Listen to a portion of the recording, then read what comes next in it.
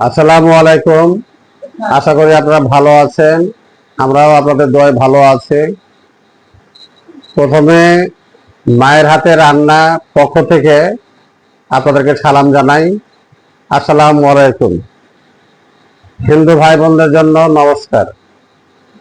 আজকে আমি নাস্তা খাবো ক্ষীর পায়েস। ক্ষীর পায়েস বলে এটাকে আর কি, ক্ষীর পায়েস। দেখছেন যে কত সুন্দর একটা মজার একটা রেসিপি মনে হচ্ছে আমার কাছে, খুব আঠালো, খুবই আঠালো। হ্যাঁ, তো আমরা বাড়ি থেকে নিয়েছে খাবো। প্রথমে যখন এই রান্নাটা করে, ক্ষীর পায়েসটা করে, আপনারা তো দেখানো হয় নাই। তো এখন কি কি উপকরণ দিয়ে তৈরিটা করলো, তো আপনারা একটু শুনেন। আপনাদের যেহেতু দেখানো হয় নাই, তো যদি কমেন্টে জানান, আপনাদেরকে প্রথম থেকে আবার নতুন করে আবার ক্ষীর পায়েস তৈরি করে নতুন করে উপকরণ সহ আপনাদেরকে দেখানো হবে। তারপরেও কিভাবে তৈরি করলো এই খাবার আগে আপনারা ওটা শুনেন। এই যে আশেপাশে যে রান্না করেছে এটা আপনাদেরকে জানাবে যে কি কি ভাবে আপনাকে উপকরণটা দিয়েছে। বলো, আমি এটা জোরে বলো।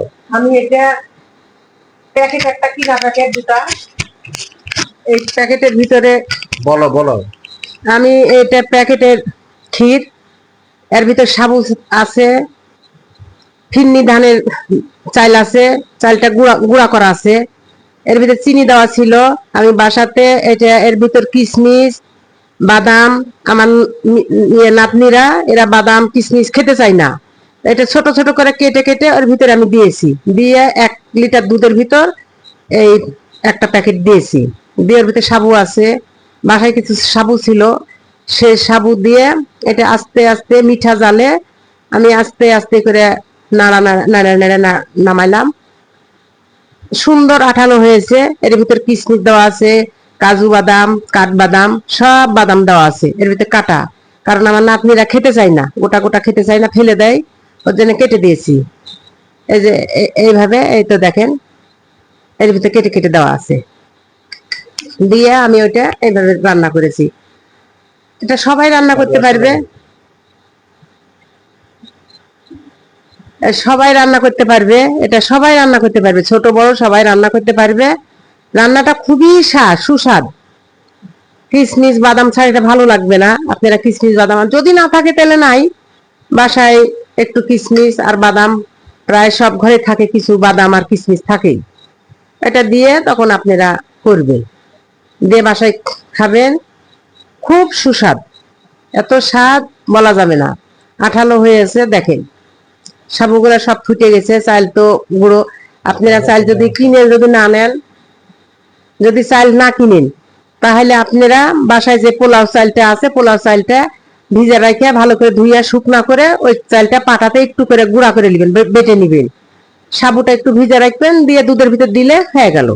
না কিনলে যদি না কিনেন তাহলে এটা এইভাবে বাসাতে করা যায়, আমি আগে ওরকমও করেছি। মোটামুটি শুনলেন যে কিভাবে উপকরণ গুলা দিয়েছে, কিভাবে তৈরিটা করেছে, আপনারা এটা বোধ জানতে পারলেন, শুনতে পারলেন। তো আপনারা এভাবে তৈরি করবেন, বাসায় তৈরি করলে আপনারা সেই স্বাদটা পাবেন, আশা করি যথেষ্ট স্বাদ পাবেন। তো ঠিক আছে, আমরা খাওয়া দাওয়া শুরু করে দেখি কি অবস্থা, নাস্তাটা খাই কেমন মজা লাগে। বিসমিল্লাহ। ও, সে গ্রান, গ্রানও যেমন সুস্বাদু তেমন, কোন মজা।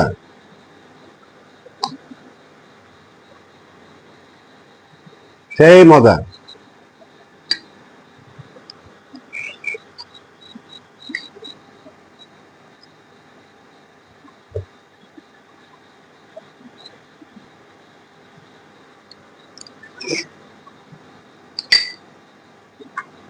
কি যে মজা, অত্যন্ত মজা, সেই মজা। আর এত আঠা এই ক্ষীর পায়েস,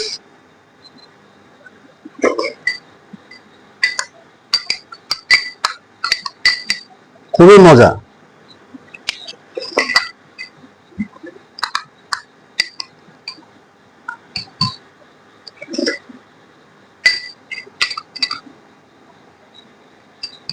এত মজা যে কল্পনা করা যায় না।